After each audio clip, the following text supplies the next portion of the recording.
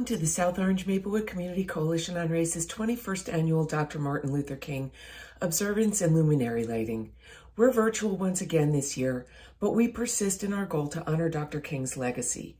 Today, we ask you to do that by honoring the King family's request that observances such as ours today function as a call to action on voting rights. Voter suppression is a crisis that stands in the way of racial justice.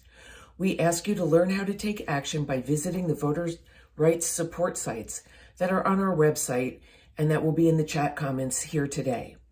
The Coalition on Race has a mission that is critical to creating communities in which racial integration is the norm, true inclusion in all aspects of community life is expected, and racial equity is the priority in community policies and practices. I invite you to visit our website, communitycoalitiononrace.org, to learn about our work and join our efforts.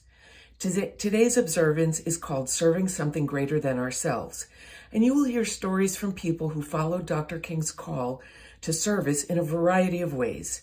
Storytelling is a powerful political tool that can move the spirit and inspire social change. We hope you are inspired by these stories of service today to serve a greater cause. On behalf of our trustees and staff of the Coalition on Race, I thank the community volunteers who make this observance possible. They help us in difficult times to reflect on the importance of Dr. King's vision of the beloved community and how we can contribute to making that a reality.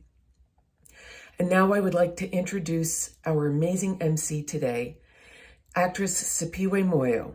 Many of you know her from her role on Orange is the New Black. She was born in Alabama, and her parents are both immigrants from Zimbabwe. Ms. Moyo earned her BFA with honors from NYU's Tisch School on the Arts and has had many roles since on stage and screen. She is part of the South Orange Maplewood community, and we're so grateful for her participation today.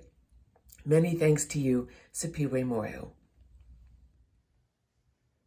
Thank you, Nancy. Hello, I'm Sipiwe Moyo, and I'm going to be your MC for this year's South Orange Maplewood Community Coalition on Race Martin Luther King Jr. Observance. As an actor, I help tell other people's stories. As part of this observance, I'm going to introduce you to some people who are going to tell you their own stories about finding some causes or purposes outside of themselves. These 5 storytellers are people in our own community. They may even be your nearby neighbors. What they also have in common is that they desire to serve something greater than themselves. As you listen to them, you may be inspired to reflect on how you may be of service to others in our community and beyond. But first, we will have an invocation from Maplewood resident Abdul Alim Mubarak Ro, sharing from the Muslim faith tradition.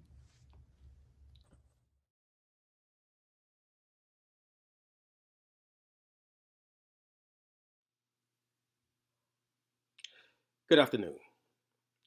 Let us pray. In the name of Almighty God, most gracious, most merciful, all true praises belong to you, O most merciful of all who show mercy. Grant us the wisdom to recognize justice as justice and strive to establish it, and fortify us with the courage to recognize injustice as injustice and stand against it.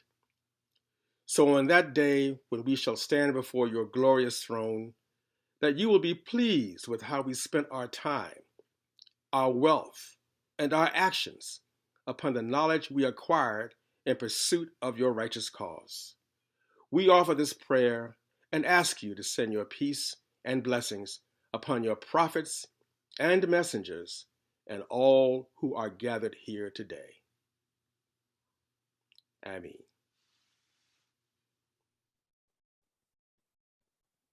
Hello, everyone, and welcome to our 21st Martin Luther King Day of Observance. We're so glad you could make it.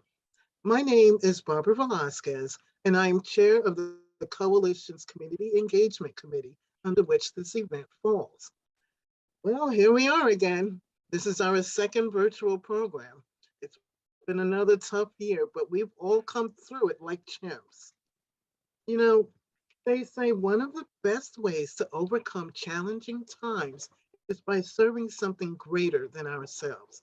So that will be this year's theme.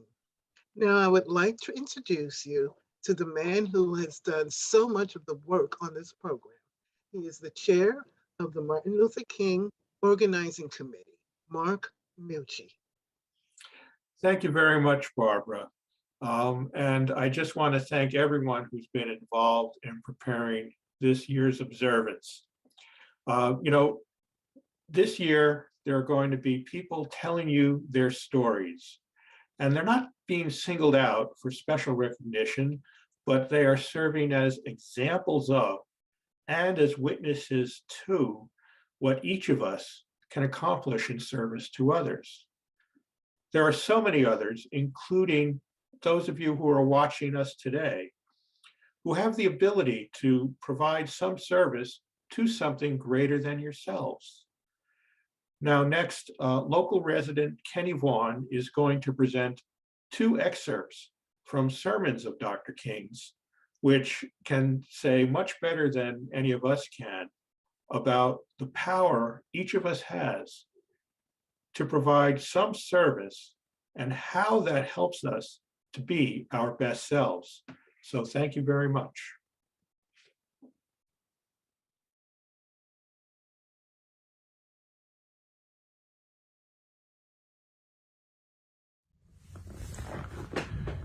If you want to be important, wonderful. If you want to be recognized, wonderful. If you want to be great, wonderful. But recognize that he who is greatest among you shall be your servant. That's a new definition for greatness. And this morning, the thing that I like about it is by giving that definition to greatness, it means that everybody can be great because everybody can serve. You don't have to have a college degree to serve. You don't have to make your subject and your verb agree to serve. You don't have to know about Plato and Aristotle to serve. You don't have to know Einstein's theory of relativity to serve. You don't have to know the second theory of thermodynamics in physics to serve. You only need a heart full of grace and a soul generated by love, and you can be that servant.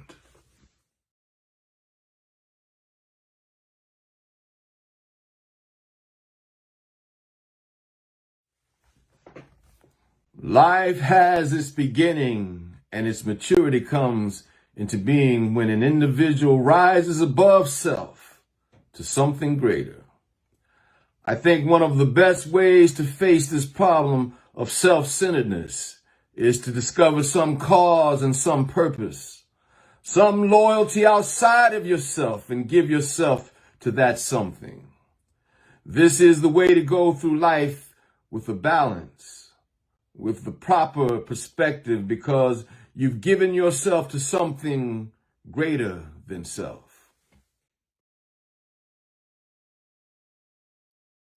We all know about problems with our environment and the dangers of climate change.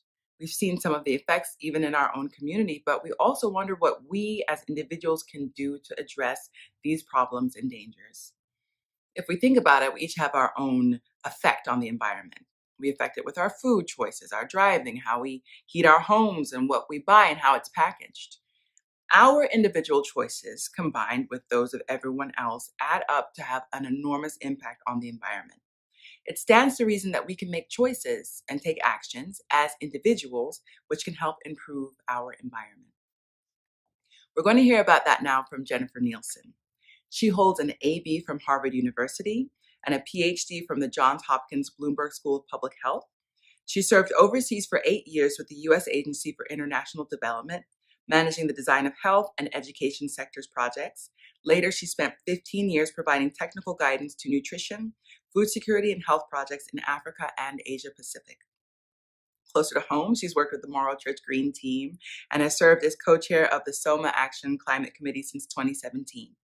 She's committed to efforts to protect our natural resources, reduce waste, and advocate for practical and, if necessary, radical solutions to climate change at the local, state, and national levels.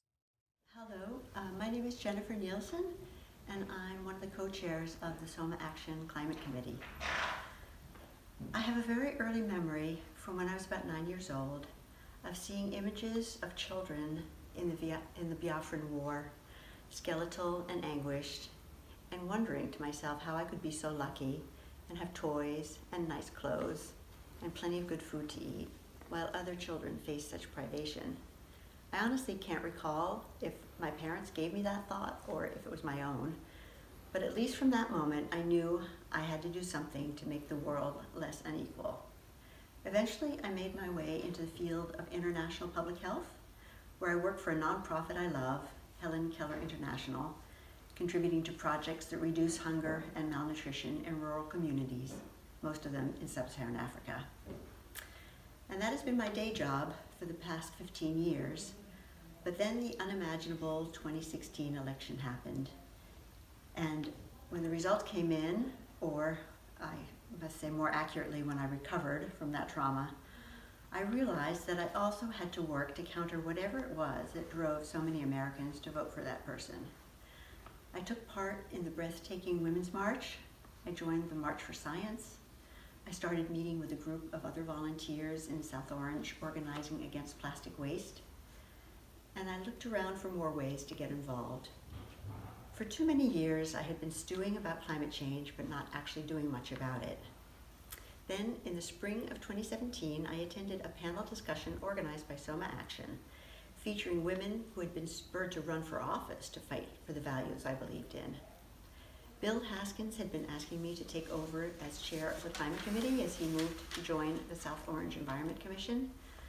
So somewhat impulsively, I said yes. I really didn't know anything about chairing a committee. But I did understand that when those of us who hope for environmental preservation, for justice and equity, for a government that lifts people out of poverty instead of crushing them with shame and with barriers, and for rules that prevent a vanishingly small minority from monopolizing wealth and power and destroying everything along the way, when we fail to participate and demand these things, we get the government we got then, and to a great extent, the government we have today. So I'm far from a consummate committee chair, but I've learned so much along the journey of the last 4 years. I've learned how to cooperate with many others to achieve change, like banning plastic bags and canceling fossil fuel projects across New Jersey. And maybe more importantly, I've learned that working with a community of people who share your values and hopes for positive change is like a great, big, warm bear hug. It helps channel some of those feelings of rage and impotence into feelings of power and purpose. Yes, the efforts can feel Sisyphean, but as Ayanna Elizabeth Johnson and Catherine Wilkinson put it in their essay collection, All We Can Save, Truth, Courage, and Solutions for the Climate Crisis, quote, "It is naive to tether our hopes to a world without climate change and the losses it brings. It is naive to ignore how many hopes are now long shots, but that doesn't mean we quit. We must not cede the future to those who recklessly gamble it. Every 10th of a degree of warming, every centimeter of sea rise, every increasingly unnatural disaster, every species, every life, all of it matters." End quote. And right now, for life on Earth and for our democracy, the need for that change couldn't be more urgent. Yes, it is easy to become paralyzed with despair and fear at the extent of the damage that may no longer be possible to prevent, and with fury at those whose greed in driving it seemingly knows no bounds.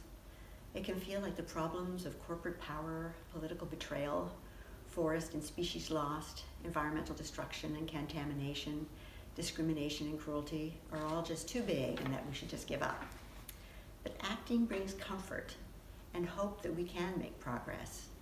When I feel hopeless, I think about Dr. Reverend Martin Luther King Jr., who faced equally daunting obstacles but refused to give up, marshaled courage and grit, and continued to preach love and to see that a better system is possible if we all come and work together.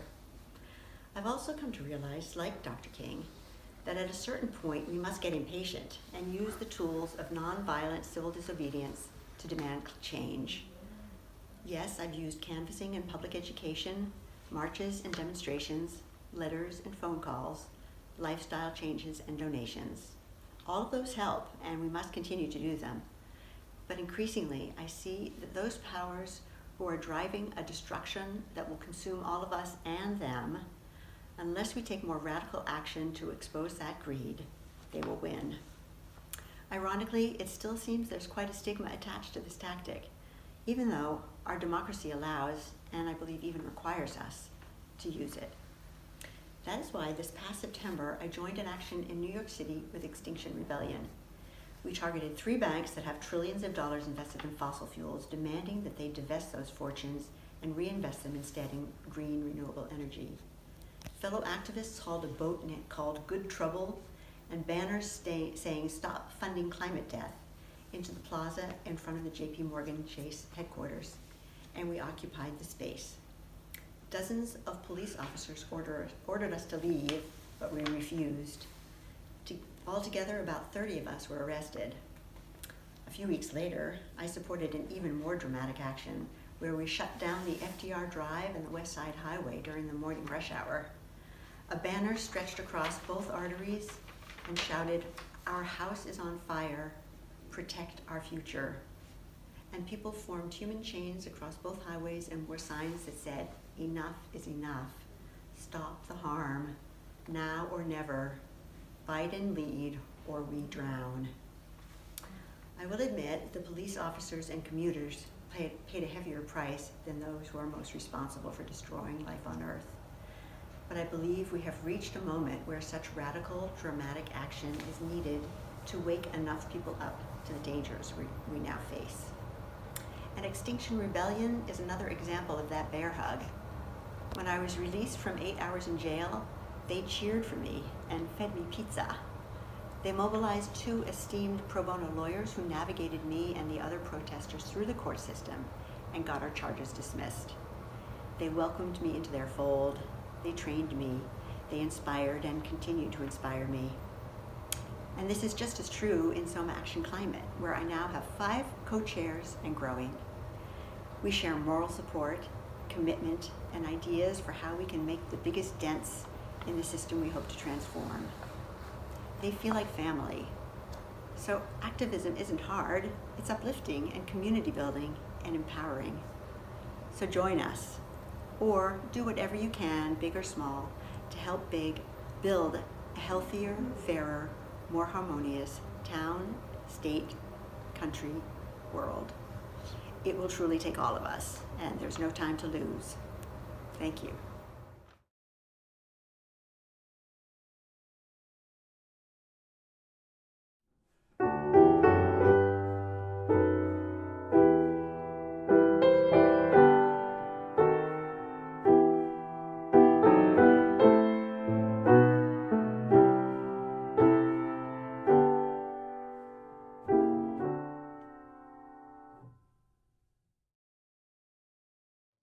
Hello, and welcome to the 2022 virtual Martin Luther King service.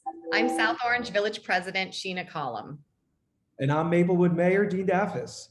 And together we are so happy to join our family, friends, and neighbors and beloved community as we celebrate the life, legacy, and service of Dr. King. 91 years after his birth and 57 years after his iconic "I Have a Dream" speech, Dr. Martin Luther King's Jr. stirring words and writings remain as relevant and inspirational today as they were when he lived. Like his famous quote, "We must accept finite disappointment, but never lose infinite hope." Or when he said, "Life's most persistent and urgent question is, what are you doing for others?" This year's theme, serving something greater than ourselves, really strikes a chord with so many of us as we reflect on the past 20 months living through a global pandemic.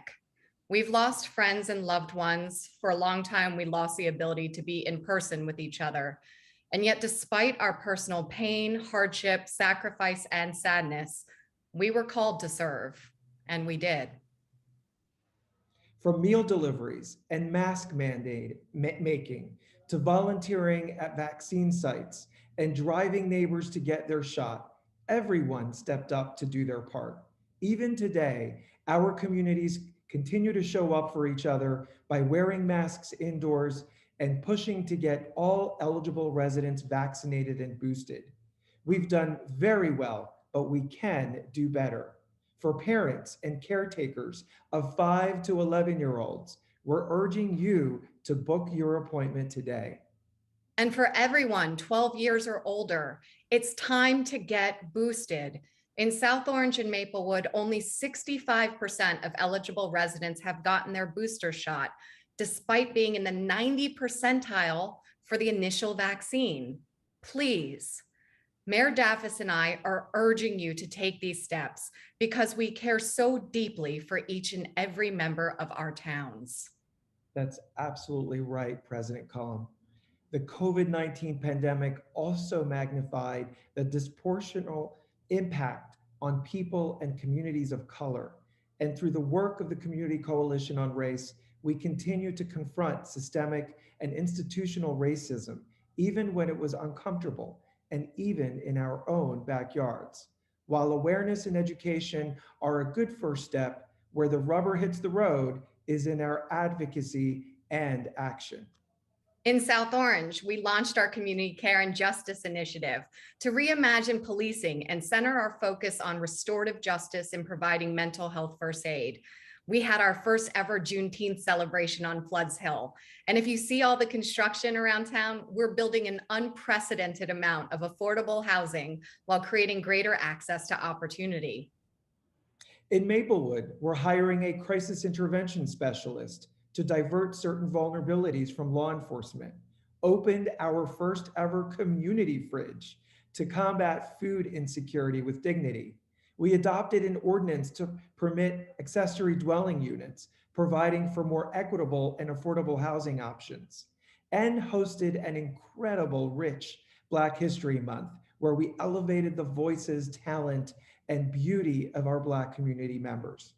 And as two towns, we're so excited and proud to support the Coalition's work in launching the Wealth Gap Equalizer Loan Program to address our nation's history of racial housing discrimination that has made it significantly more difficult for Black and Hispanic households to gain home ownership and the benefits. In closing, we're lucky to have each other and be surrounded by so many people that when called to serve, they do. If Dr. King were here today, I imagine he would remind us that the time is always right to do what is right. And that darkness cannot drive out darkness. Only light can do that. Hate cannot drive out hate. Only love can do that. Happy MLK Day, South Orange and Maplewood. And don't forget to light your luminaries tonight. In his last book, Where Do We Go From Here?, Dr. King wrote, "One of the great liabilities of history is that all too many people fail to remain awake through great periods of social change.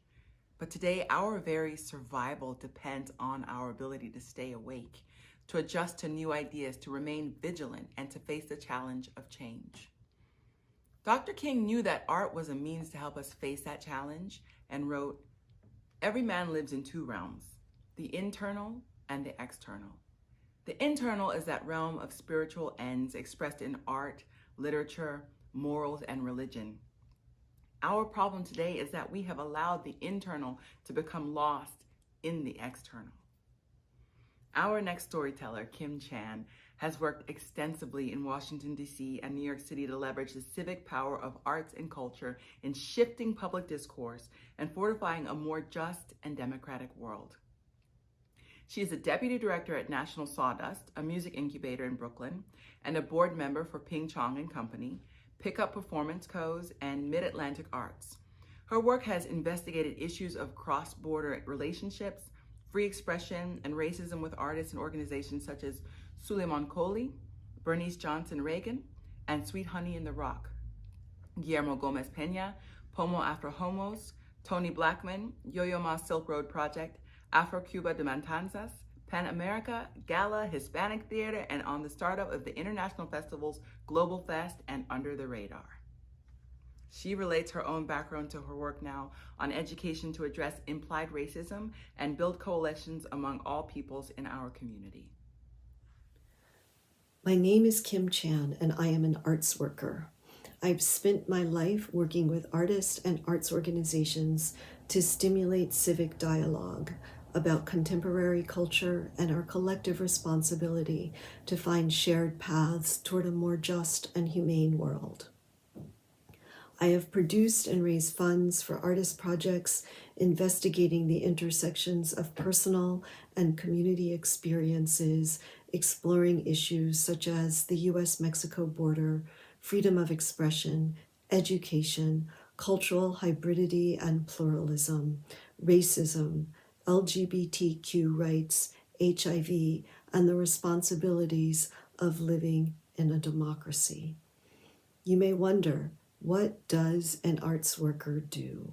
Well, every dance performance, every play or musical in a theater, every band you want to hear, every public art installation, every piece of art in a museum is there because artists collaborated with a team of designers, managers, cultural producers, and workers like myself to bring an artistic vision to life. We are civic leaders who provide vital leadership and infrastructure for a chronically under-resourced cultural sector with under-recognized yet outsized economic impact on our country. We provide training and leadership development. We guarantee arts education for young people and work tirelessly to empower artists and communities who exist outside the reach of our country's most visible cultural powerhouses. We build micro businesses to meet unmet needs, like National Sawdust, the music incubator in Brooklyn, where I am deputy director, and the Chen Dance Center, one of our country's largest Chinese American arts institutions and a beacon at the crossroads of arts and civic life in Chinatown. Many arts workers are independent producers whose business models are not considered when access to power and funding opportunities are established. And yet, we make those opportunities realities. How was I inspired to find my way to service? I am a native New Yorker who came of age splitting my time between the dance world and the 1980s New York City and DC punk scenes, just as the AIDS pandemic was beginning to decimate our world. I am the descendant of the Chinese workers who built the US Transcontinental Railroad. As a fifth-generation Chinese American, my ancestral villages are as deeply rooted on the Lower East Side and in the Mississippi Delta, where my parents are from, as they are in the Toisan and Zhongshan regions of South China. My parents, my aunties, and my uncles were always very clear with me when I was growing up that as a Chinese American, I would always be marginalized within the broader cultural context of American life. They always reminded me that no matter how much I may love Balanchine's choreography or Baudelaire's poetry or the Bad Brains, that I would always be an other here. When I graduated college, I instinctively found myself drawn to working with artists whose outsider status resonated with my family's experiences in the US, and to seek a wider public view for their perspectives. In this personal and creative practice, I found immense joy in connecting communities through the creativity and fearlessness of artists who speak truth to power. Facilitating unexpected connections that give rise to new ideas, self-discovery, and common bonds has been the subject of my life's work. during the COVID pandemic and its complementary endorsement of anti-Asian racism. My work has extended beyond the cultural sector into working with Make Us Visible MJ, Soma Action Racial Justice Committee, Soma Justice, TSTI, and others to advocate for equity and visibility for Asian Americans locally by working to get statewide legislation passed mandating that K-12 curriculums include Asian American Pacific Islander studies, as well as to establish forums for building Black Asian and Asian Jewish solidarity, and to take the implicit racism against Asian Americans out of the local closet. My daughter is a proud graduate of the local school district who recently graduated college, but the racism directed toward her and toward me when, as a parent, I advocated on her behalf is unacceptable and inappropriate. I am taking on this work locally because I do not want other families to have this same experience, which is all too common across generations of Asian American students in our district.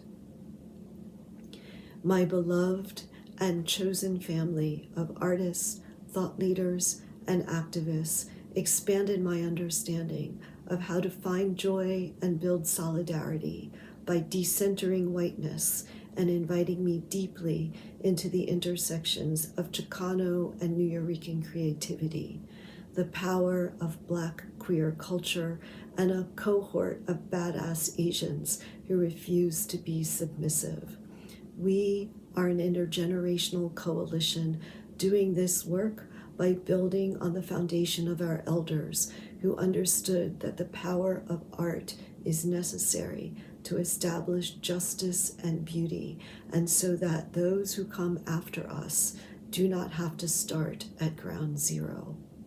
My advice and my hope for others seeking their something of service is that you are guided by compassion and justice, and that you understand to do this work well, we must commit to building coalitions that are no longer willing to implicitly accept the power structures of colonialism and a binary understanding of race in the US as something that is only Black and white.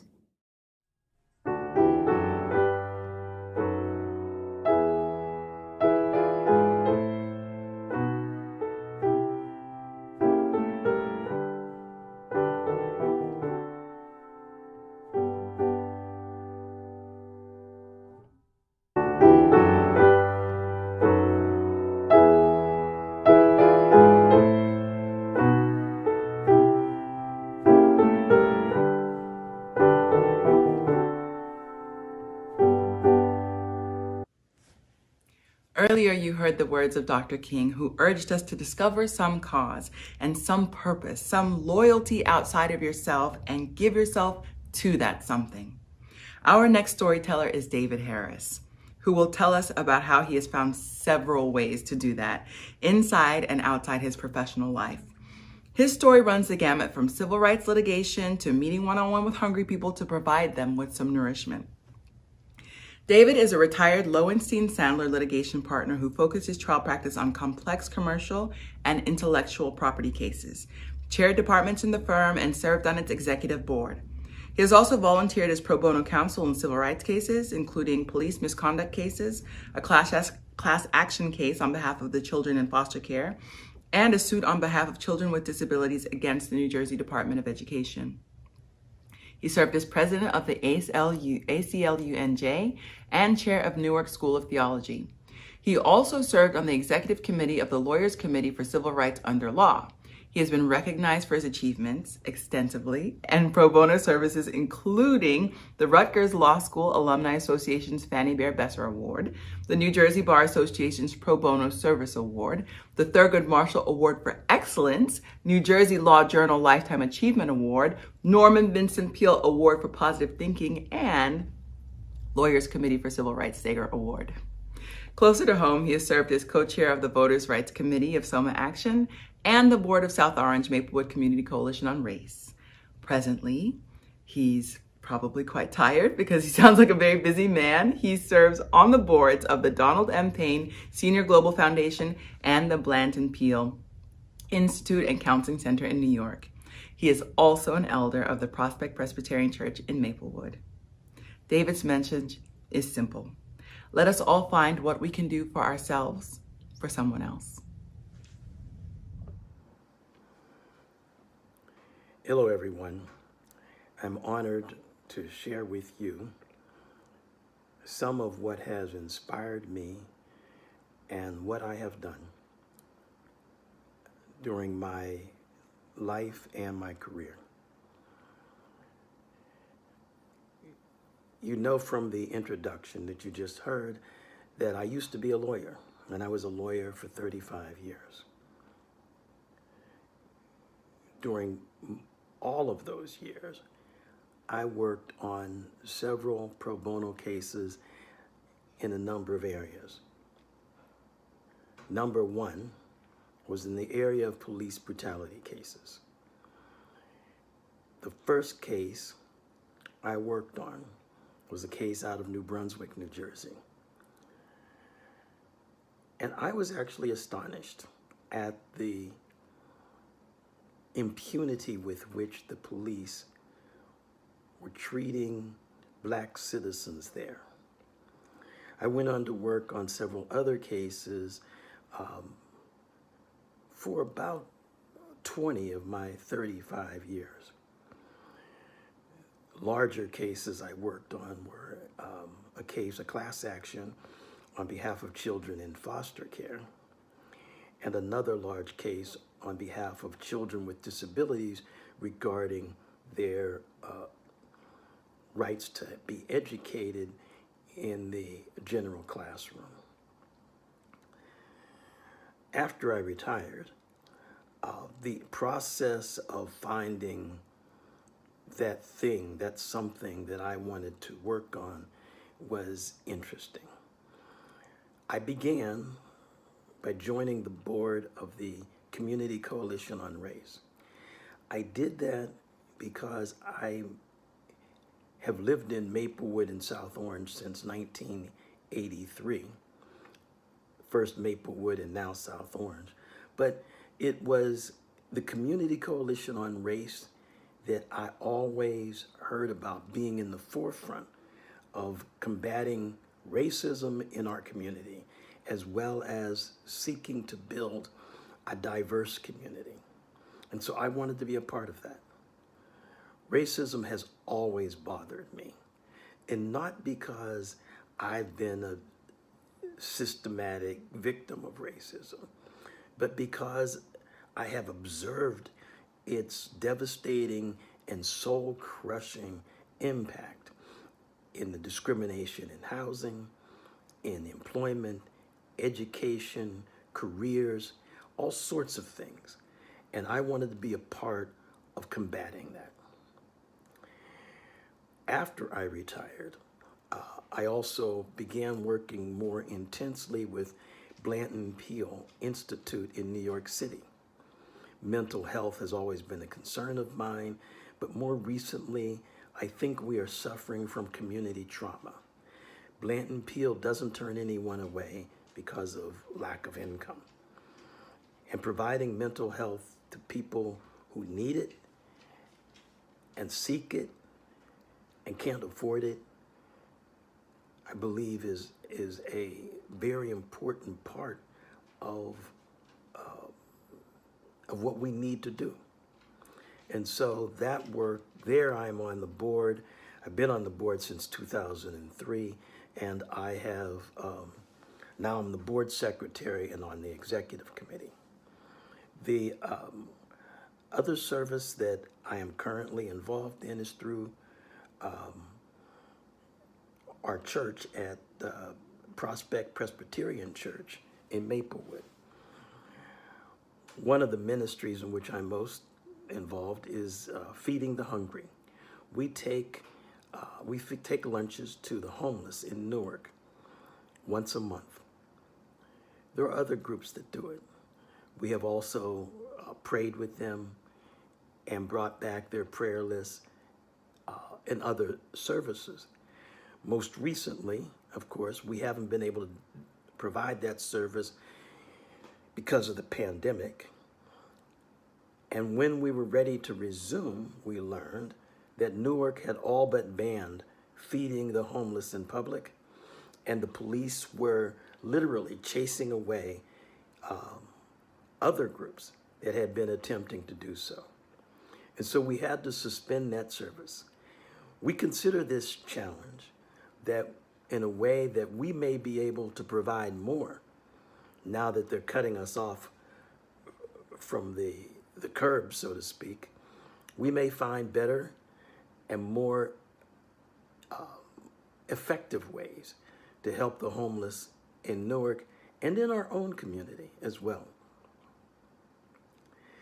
I've been inspired to provide this kind of service mostly by people around me who I have seen suffer life-altering illness, injury, disease, but never lost their faith and refused to let it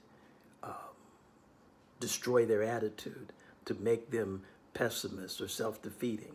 But they maintained their positive outlook and even sought to help others. When I see people like that, it inspires me because I have been the beneficiary of the kindness of many people and God's grace. And the only way I know to repay and to expand that kindness is to spread it around in ways where my gifts are most useful. I see this affecting others in many ways. When I was a lawyer, we won every case but one of the police brutality cases. Services were improved for the children in foster care, and the children with disabilities were able to have more classroom time in the general setting. But most importantly, I have seen lives altered on an individual basis. And that I find enriching for me, because when you are able to actually see that the good you intend to do actually change someone's life, there is no greater feeling in the world. And in terms of, I've been asked to offer advice to how others might find the one thing or two things they want to do. And I hate to do that because your life is your life and mine is mine. But the one thing I would offer you is do something. Doing nothing is really not an option. When we are suffering the way we are suffering, the dangers we face, the pandemics, the climate change, and all these things that seem to scare people, don't let it immobilize you. Have faith, move forward, do something. If that doesn't work for you, you will find something else to do. Just keep doing something until you do. God bless you. I wish you the peace of the season. Be well.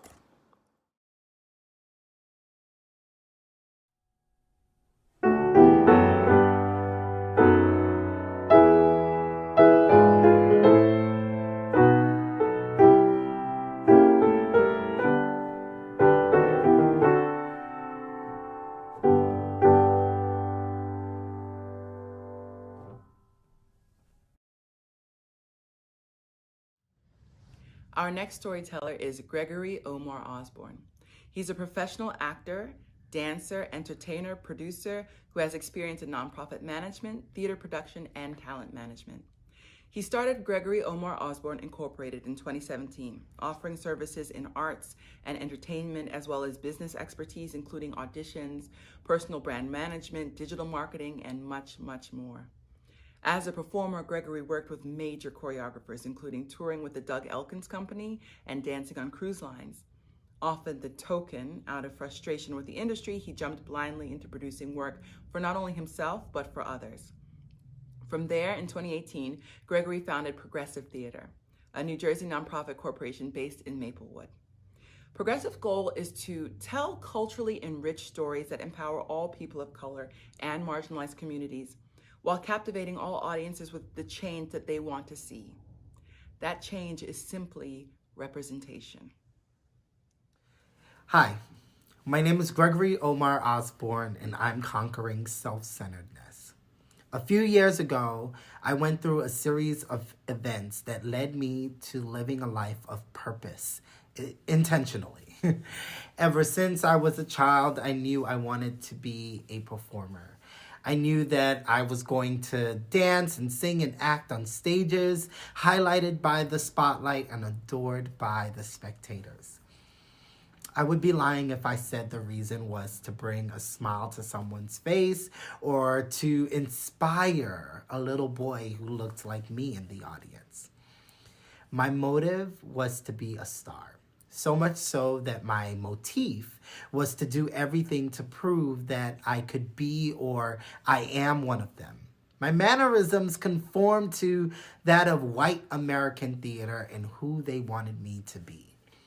Essentially, I was always on, acting, even when the ghost light was set center stage and the shows were over.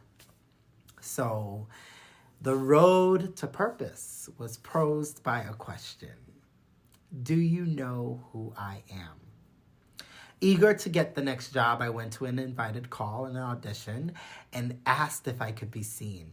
A few hours later, a casting director by the name of Pat McCorkle comes out of the audition room with my headshot in her hand, and it's behind her back, and she tries to put me in my place. The only words I truly remember coming out of her mouth after she said, "Gregory Omar Osborne, may I speak with you?" She smirked. In the front of my fellow colleagues, Black colleagues, not in the privacy of the audition room, but in the hallway, she asks a rhetorical question. Do you know who I am? I was shattered, embarrassed, my ego was bruised, and a burning sensation was felt in my heart. She ignited a flame that served as a lamp in a moment of darkness which illuminated my fate. It wasn't instant. It happened a few months later. I asked myself, Gregory, do you know who you are? Do you know who God called you to be? Do you know God's purpose for your life? I'm sorry to get all preachy on you, but in this moment, I am living in my purpose, and I hope that somebody will be inspired and blessed by my words.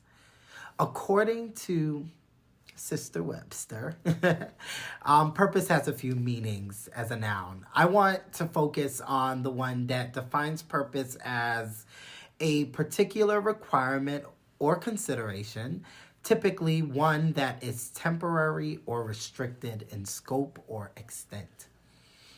Let me clear it up for you. I am Gregory.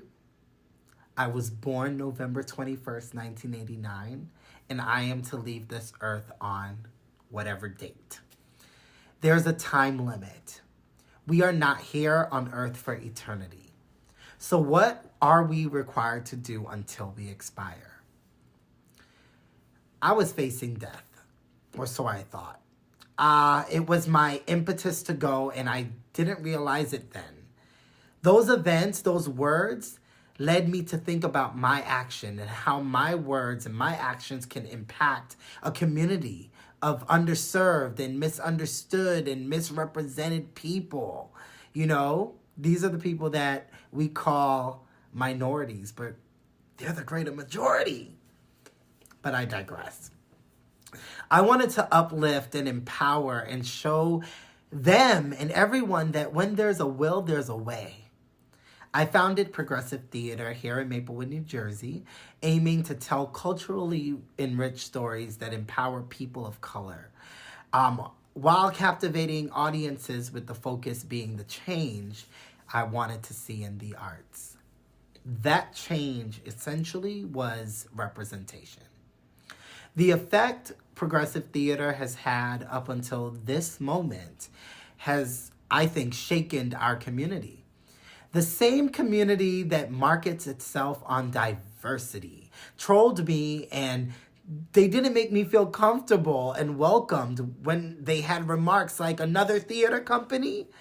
And it gets worse, they even threatened to protest our debut performance. We push forward towards progress, using our performance as a conduit to open discussions on race, sexism, colorism, and redlining in the community of Maplewood, South Orange. These discussions not only helped our community, but it gave room to the actors to speak about their roles in society. They were allowed to be real humans instead of characters. In rehearsals, they were seen and they were heard. This is part of the change I wanted to see. Because of this change, I was led blindly into founding Dottridge Talent Management. The mission is to just package artists to achieve their vision of success, representing and creating vehicles for talent to build a tailored resume that will attract opportunities in line with their mission and their purpose. I wanted casting directors, agents, and producers to see my clients and show them the same respect they have for their white counterparts. I am proud to say that the work that they've been doing have landed them positions and roles on Broadway national tours, non-union national tours, film and TV, commercials, and more. All of their accomplishments enrich my life immensely. I am a servant, I am available, and I am my brother's keeper. This is what Dr. Martin Luther King was speaking of when he said, "Life has its beginning. Its maturity comes with being when an individual rises above self to something greater."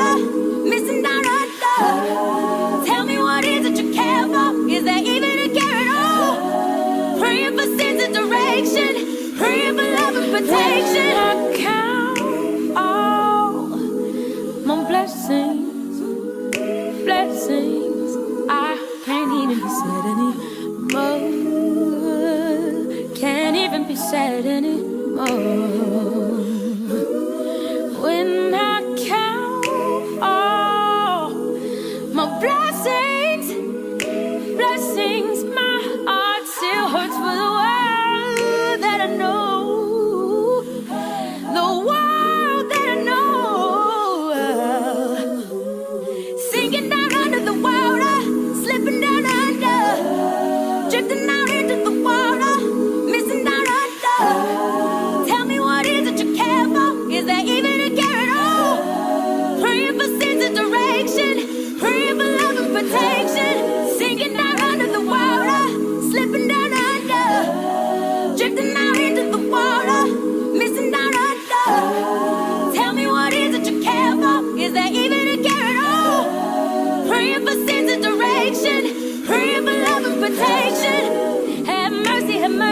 mercy, have mercy, have mercy. Have mercy, have mercy, have mercy, have mercy, have mercy.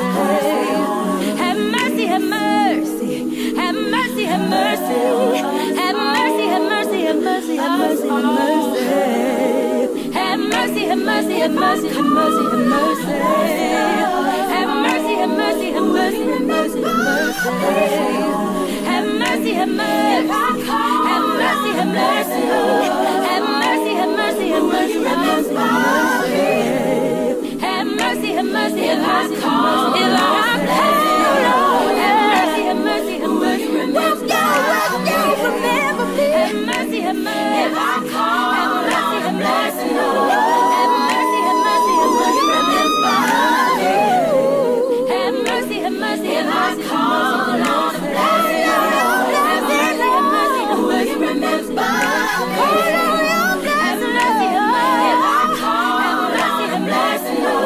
Have mercy, have mercy, have mercy, remember. We try. We try. We try. We try. Said we try. And we try. And we try. And we try.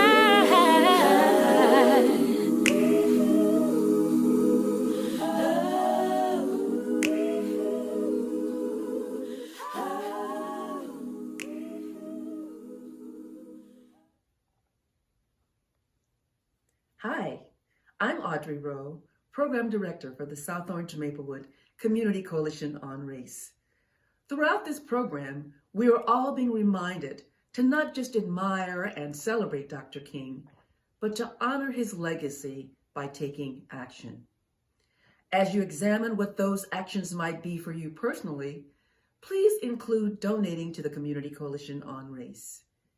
We are a 501c3 organization that depends upon private donations and municipal and other grants to fund the work that we do. With your contributions, we can deepen our anti-racism education in the community, continue research and data analysis on the race-related issues, and expand our initiatives and programming to support racial integration and counter racism.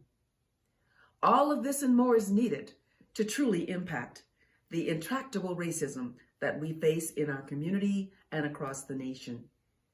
To donate, please click the link pinned at the top of your chat or text CCR Give to 202-853-1223. That's CCR Give to 202-858-1223. All donations are appreciated, but please consider a $25 donation in honor of the Coalition's 25th anniversary this year. Thank you.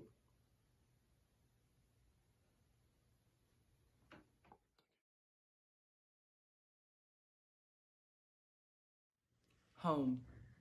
That's a word that means a lot to all of us. We can all appreciate the desperate desire of people experiencing homelessness for a home of their own and wonder how we can help. Our final storyteller, Tia Airy, will share with us how she was first drawn into helping homeless people as a volunteer in our community. Tia now has dedicated 20 years of her life to helping homeless families recover from the crisis of homelessness. It's now her vocation, as she has more than 10 years of nonprofit management experience working with homeless and at-risk families.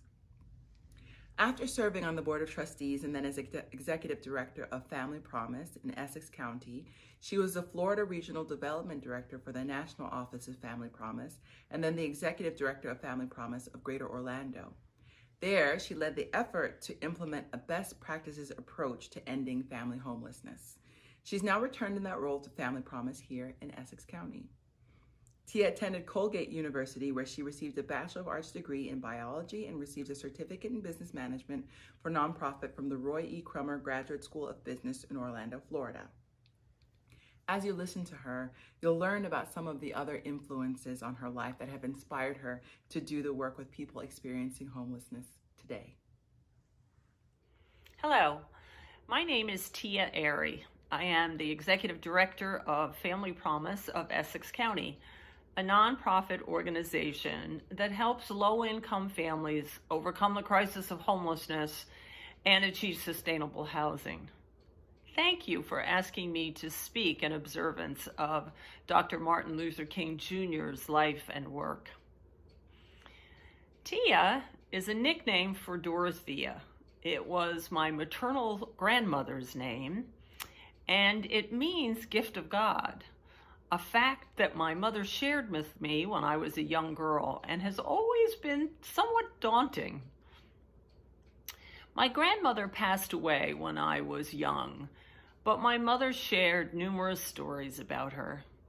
Dorothea's family ran an inn called the Elms in Wilmington, Massachusetts, and during the Great Depression, she gained a reputation for feeding anyone that would come to the kitchen door. It wasn't long before her reputation spread, and soon there were out-of-work drifters that were hopping the trains in Boston just to ride out to the Elms to get a meal.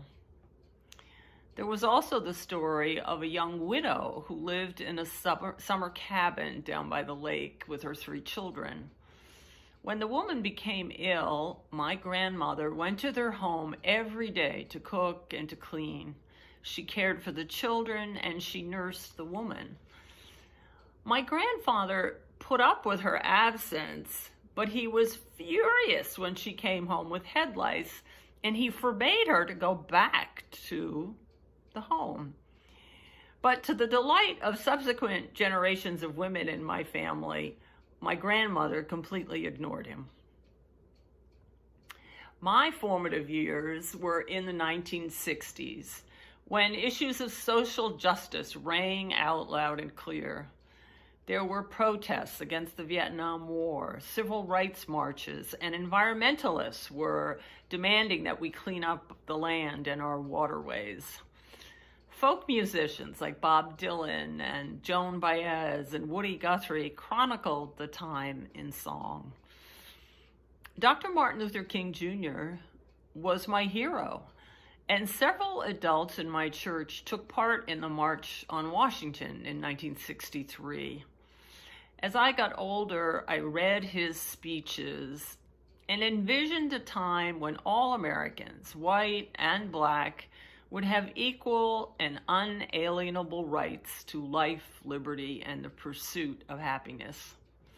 Eventually, I took an interest in politics and even organized a townwide cleanup on Earth Day.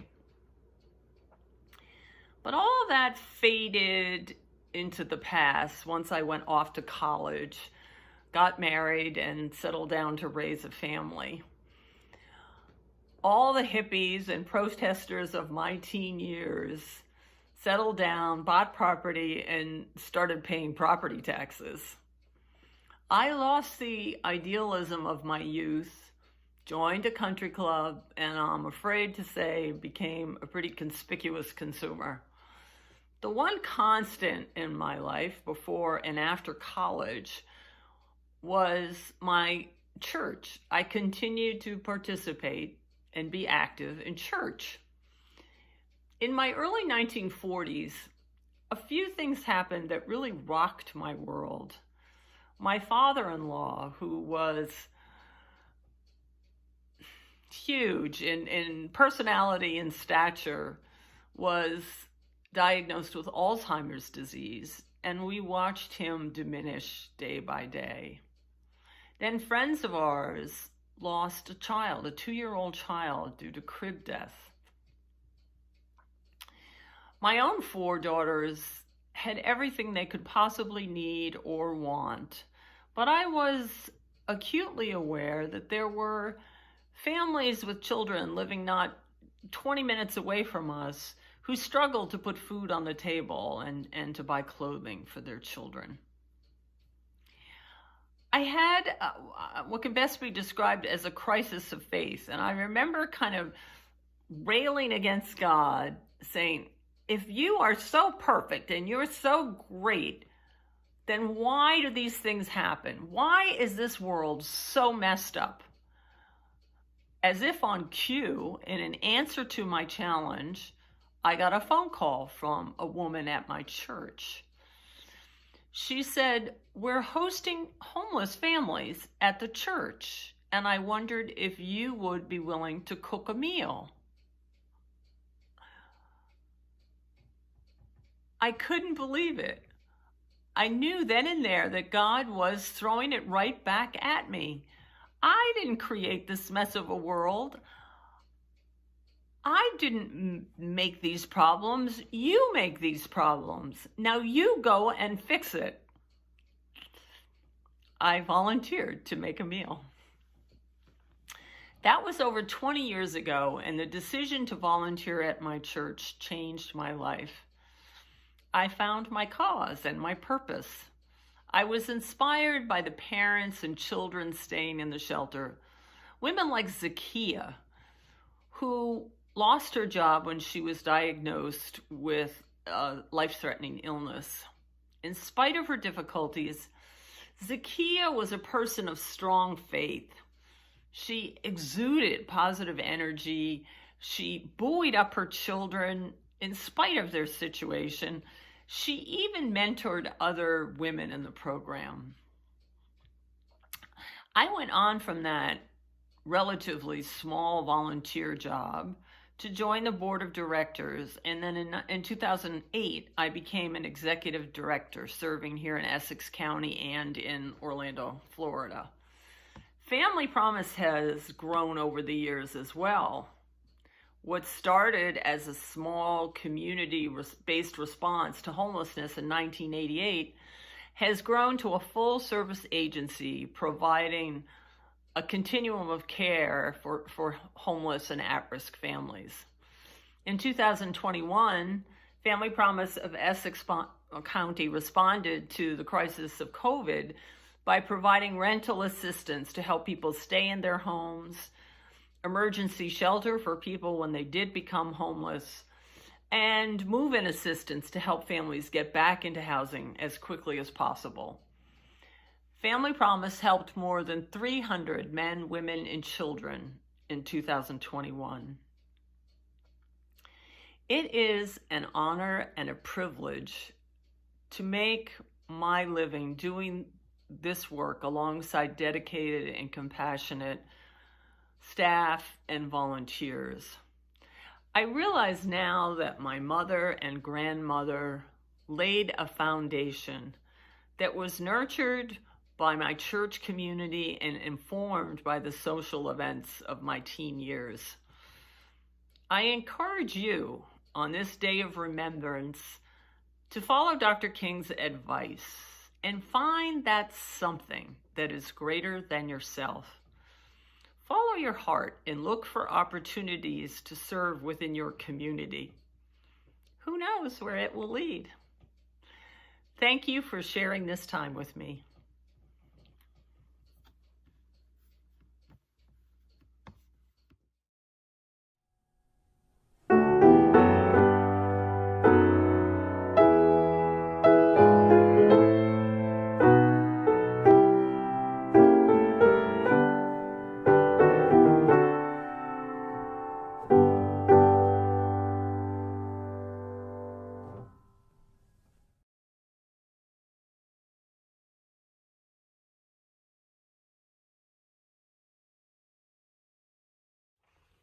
Hi, my name is Kelly Quirk. I'm the chair of the board of the Maplewood South Orange Community Coalition on Race, and I want to thank you for joining us for our 2022 annual Martin Luther King Day observance.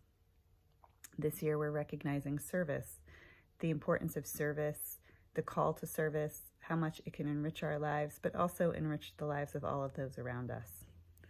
I want to take the time to thank people who gave service to put this event together today.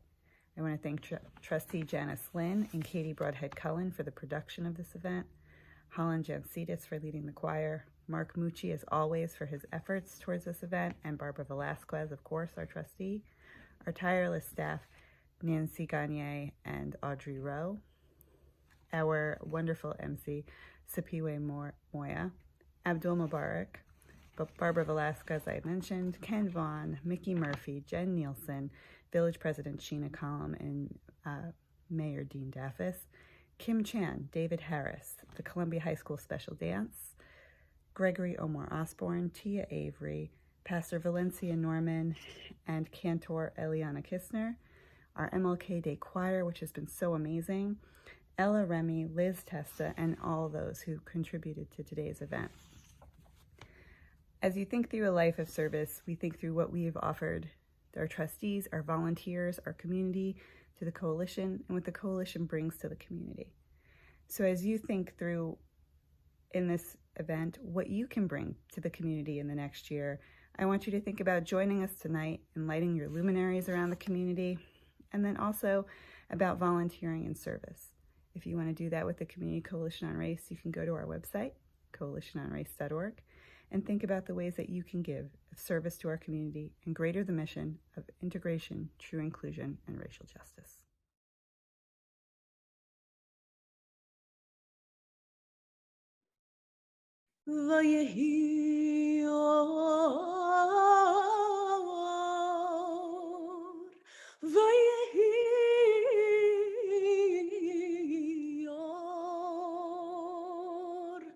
Let us be the light.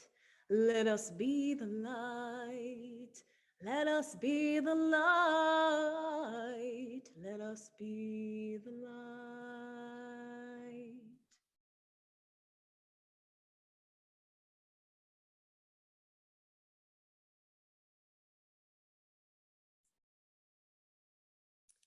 As we reflect on Dr. King's legacy and the call to serve something greater than ourselves, may we embrace more deeply what it means to be kind, compassionate, peace and justice seeking members of our beloved community. We are also preparing for our community luminary lighting this evening. And so we invite you to respond to each of the next lines with, "Let us be the light." Only the light of compassion can drive out the darkness. Let us be the light. Only the light of trust can drive out the darkness. Let us be the light.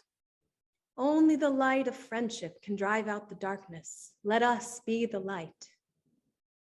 Only the light of our beloved community can drive out the darkness. Let us be the light. Out of the night, a new day will come, illuminating the shadowed corners of our world. Let there be light. Let there be light. Let us be the light to which we all say, Amen.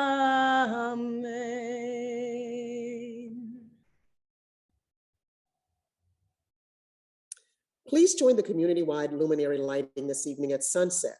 Let us be the light.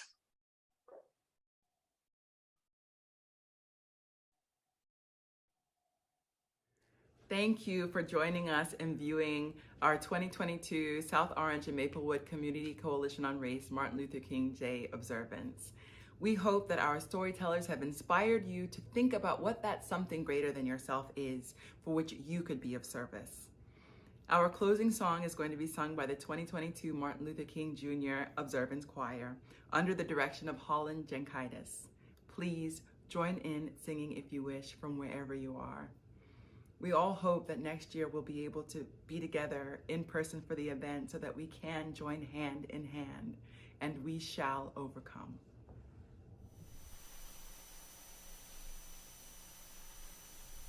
We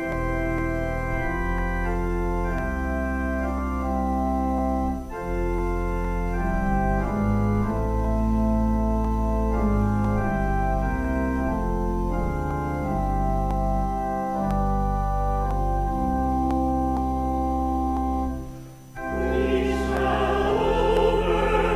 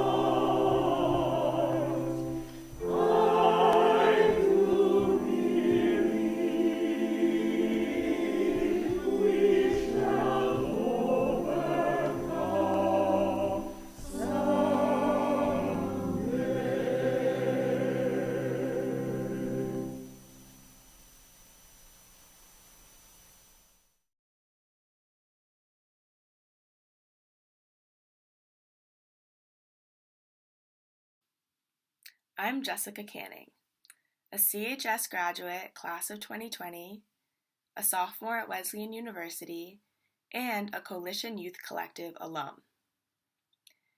As this annual MLK observance draws to a close, it's time for our luminary lighting to begin.